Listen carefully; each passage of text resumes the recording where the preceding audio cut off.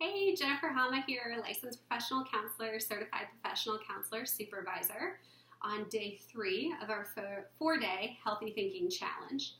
We're talking about how to make small changes to our words, because if we change our words, we change our world.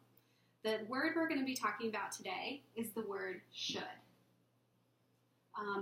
This is a great example because I actually hate to do laundry. It's a source of contention. So we're going to use that as an example.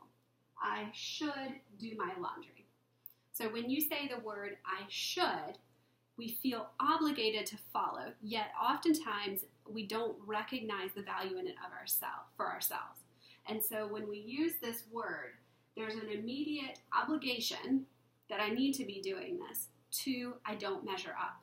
So this word has tremendous power, not only of our feelings, but our behaviors.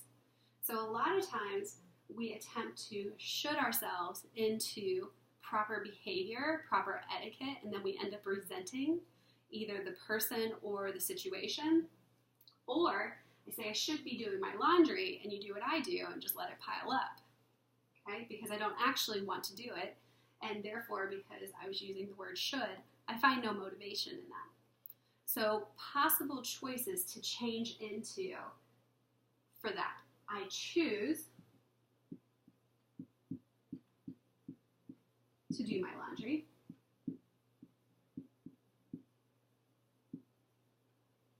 Or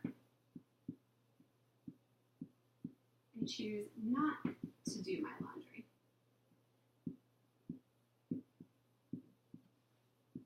That change in wording changes where the power is. So here, I should do my laundry. The power is out. It's within someone else, some other standard.